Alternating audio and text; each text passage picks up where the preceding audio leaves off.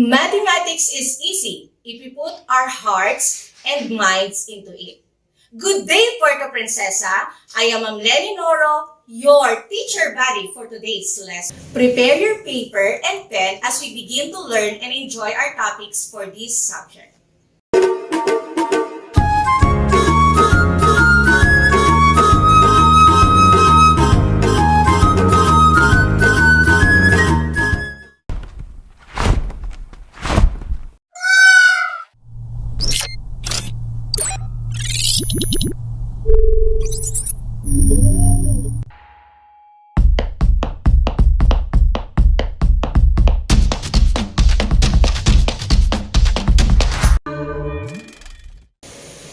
Hello, grade 6 learners!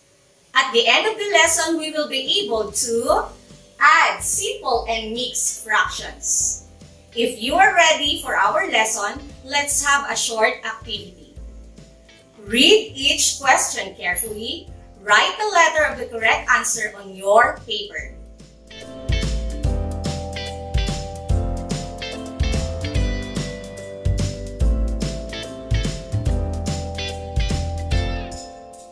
Number 1. Add 1/6 and 2/8.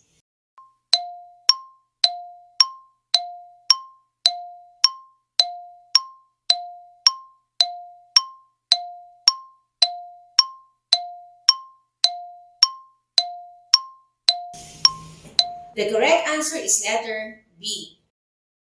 Number 2. Add 7/10 plus 2/10.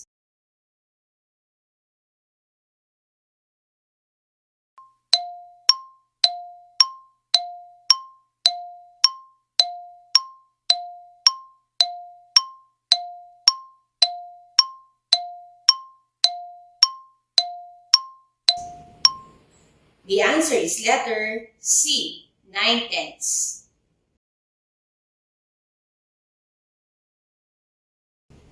Number 3. What is the sum of 1 and 2/4 plus 1 and 1/4?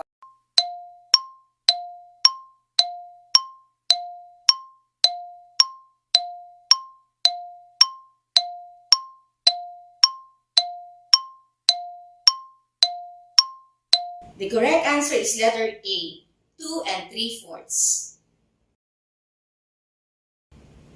Number 4. What is the sum of 1/5 and 2/4?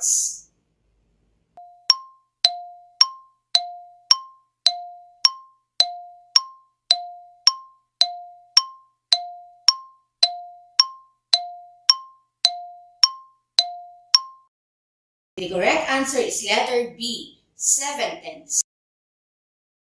Number 5. 12 and 1/4 is equal to blank.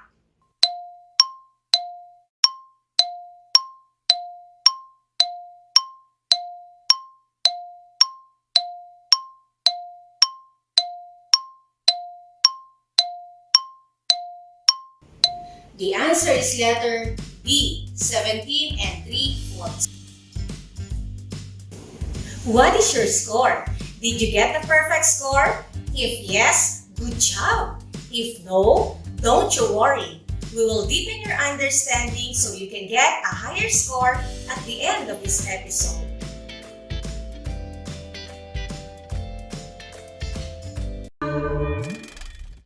How will you feel if your mother prepares a snacks for you while doing your module? Monica always prepares treats for her 2 sons whenever they answer their modules. One time, she prepared mango juice for them. She mixed 1/6 cup of mango juice and 7/6 cup of water. How many cups of liquids did she mix? How will you solve the problem? Do we need to add, subtract, multiply, or divide? Correct! To solve the problem, we need to add 1/6 and 7/6. As you can see, 1/6 and 7/6 are examples of similar fractions because they have the same denominators. How to to add simple fractions with the same denominators. Here are the steps. First, add the numerators. Our numerators are 1 and 7. 1 plus 7 is 8. Second, copy the common denominator. Our common denominator is 6. So, we write 6 as the denominator. What have you noticed with the sum? Yes, it is an improper fraction. When the answer is an improper fraction, we have to take the third step. Third step, change the improper fraction to a mixed number. How? Divide the numerator by the denominator. So, 8 divided by 6 is equal to 1, remainder 2. The quotient will be the whole number, the remainder will be the numerator, and your denominator is your divisor. In 1 and 2/6, our fraction 2/6 can be reduced to the lowest term. So, let's have the fourth step. 1 and 2/6. The fraction 2/6 can change to the lowest term by changing their GCF or the greatest common factor. Let's find their GCF through listing down the factors of 2 and 6. Factors of 2 are 1 and 2, while 6, the factors are 1, 2, 3, and 6. What is the common number? Very good. 2 is the common number among them. So, 2 is the GCF of 2 and 6. Divide the numerator and the denominator by the GCF. 2 divided by 2 is equal to 1. And 6 divided by 2 is 3. So, the lowest term is 1/3. The final answer is 1 and 1/3. She mixed 1 and 1/3 cups of liquid.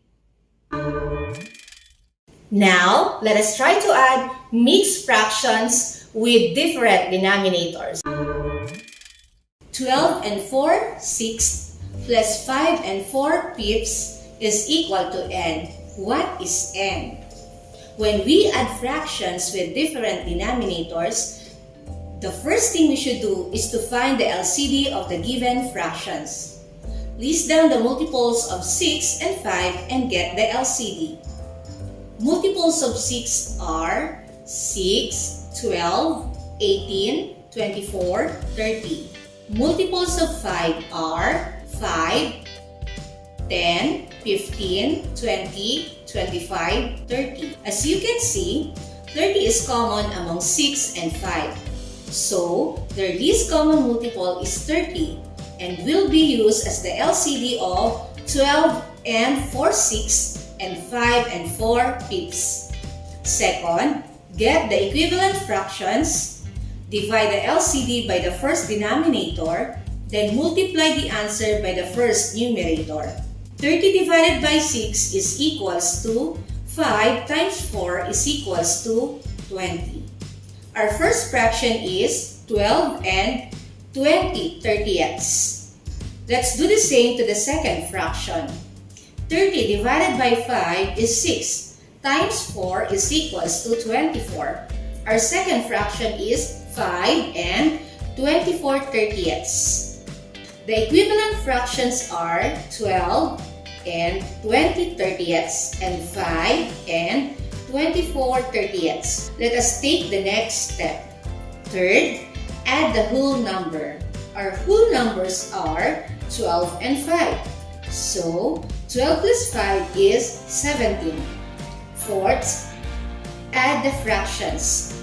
After we had added the whole numbers, we will also add the numerators. 20 plus 24 is equal to 44. Then, just copy the denominator. What is the sum? Very good! We have 17 and 44/30ths. What can you say about the fractions? Yes, it is an improper fraction because the numerator is larger than the denominator. So let's simplify it by changing it to a mixed number. Fifth, change an improper fraction to a mixed number by dividing the numerator to its denominator. How many 30 are there in 44? Yes, there's only one 30. 1 times 30 is 30 and subtract it from 44. 44 minus 30 is equals to 14. To write our mixed number, write the quotient as the whole number, 1.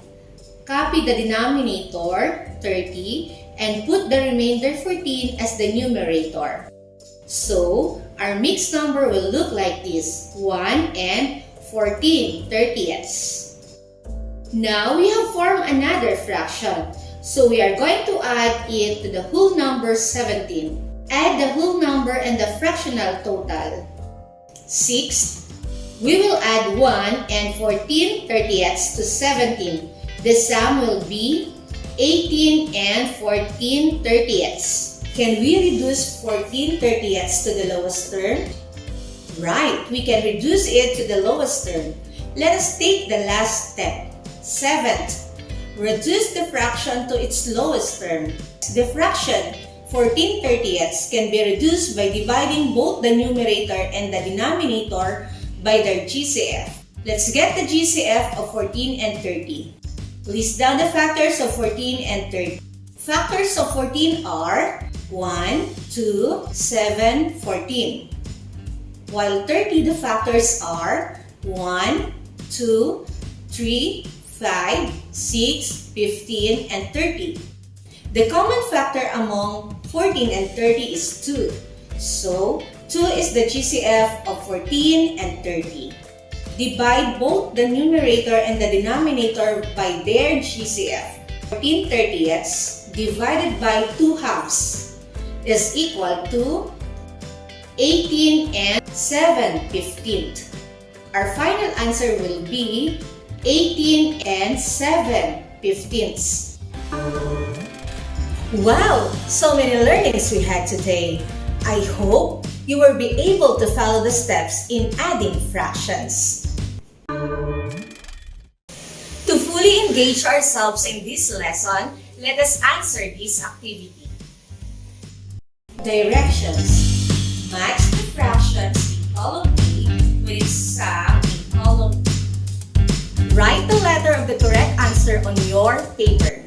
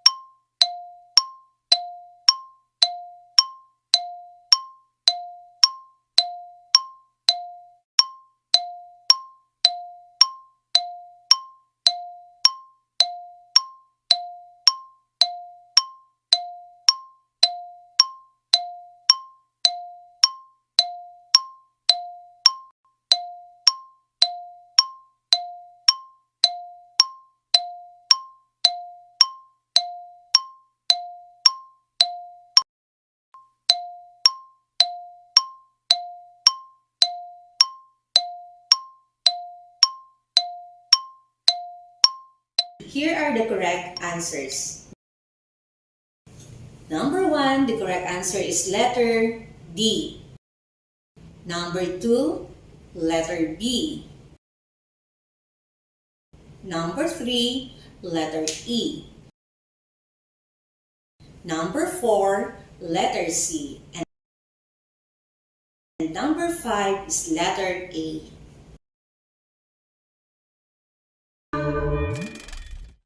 Did you get a perfect score?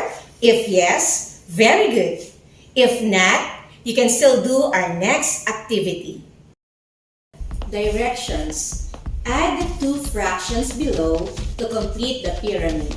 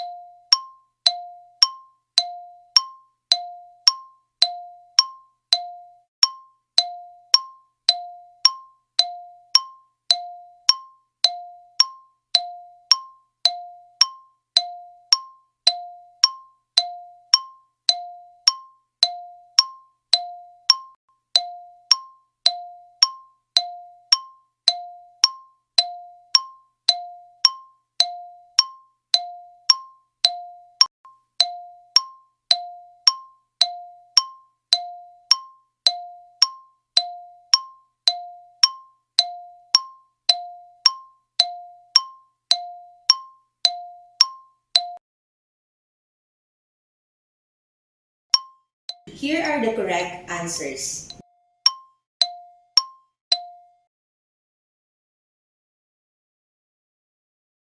Number 1, 3 and 2/3 plus 5 and 1/3 is equal to 8 3/3 or 9. Number 2, 5 and 6/8 plus 6 and 1/8 is equal to 11 and 7/8. Number 3, 10 and 3/5 plus 8 and 1/5 is equal to 18 and 4/5. What did you learn today?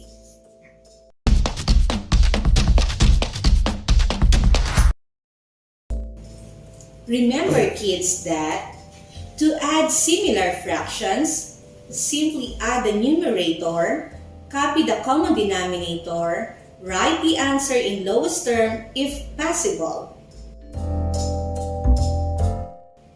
To add the similar fractions, find the least common denominator and change the fractions to similar fractions, and then follow the steps in adding similar fractions. To add mixed fractions, add the whole number first, then follow the steps in adding similar or dissimilar fractions. As we end our lesson, we need to test your skills if we have attained our learning objectives. Let us now have our short quiz. Directions. Add the following.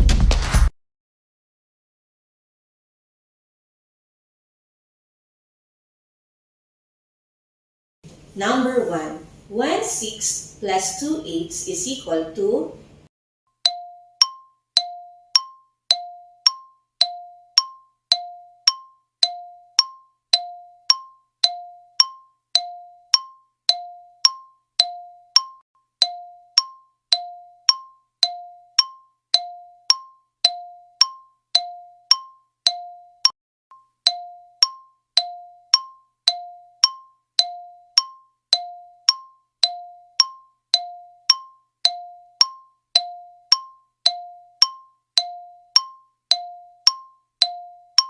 Number 2, 7/10 plus 2/10 is equal to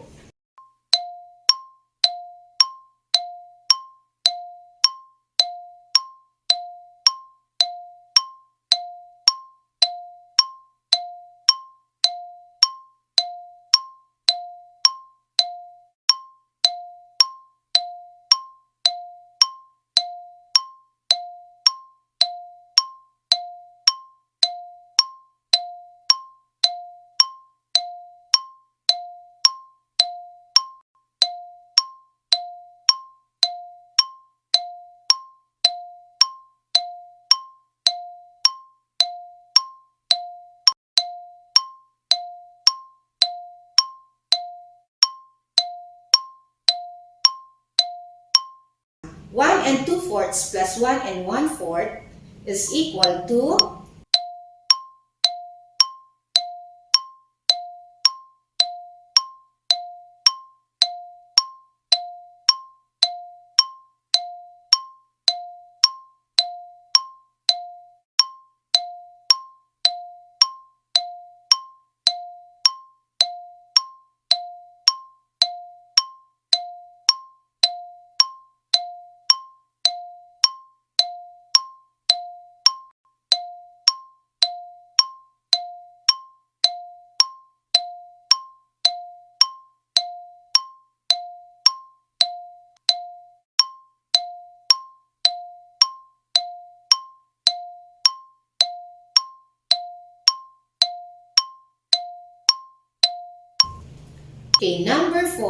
1/5 plus 2/4 is equal to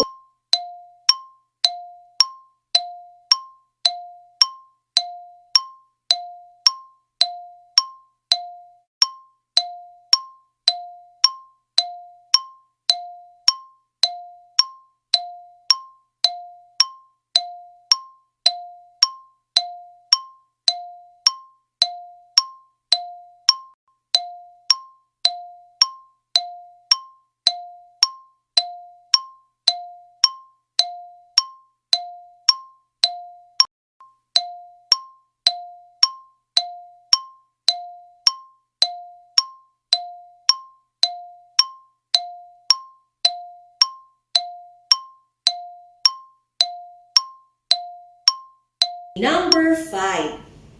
12 1/4 plus 5 1/2 is equal to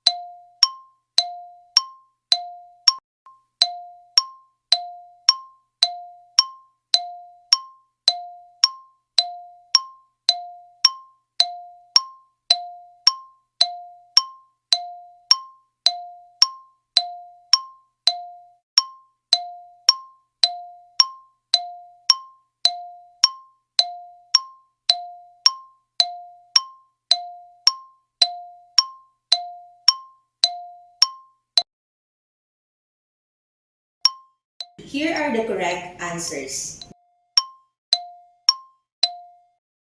Number 1. 1/6 plus 2/8 is equal to, the LCD is 24. 24 divided by 6, that is 4 times 1, 4. Plus 24 divided by 8, that is 3 times 2, 6. Add the numerators, 4 plus 6 is equal to 10. Copy the common denominator, 24. Simplify 10/24 is equal to 5/12.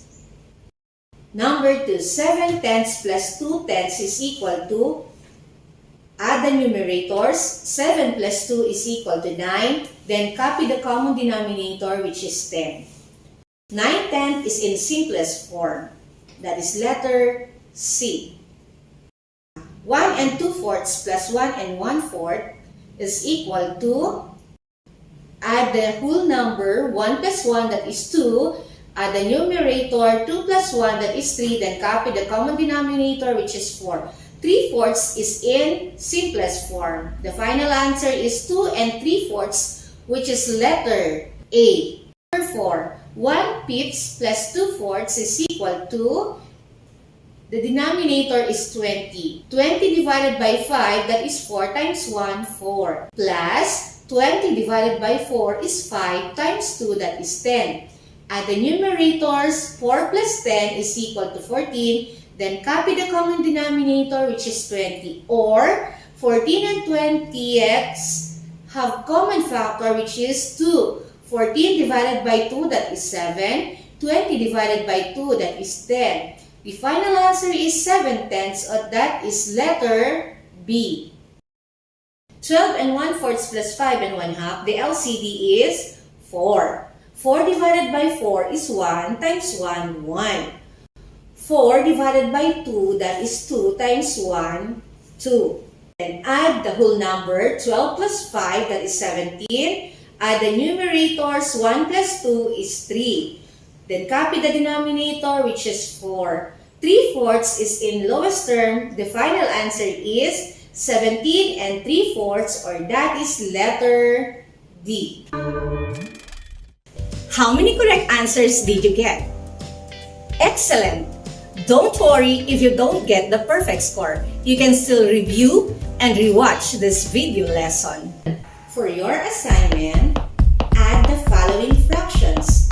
Express your answer in lowest term if possible.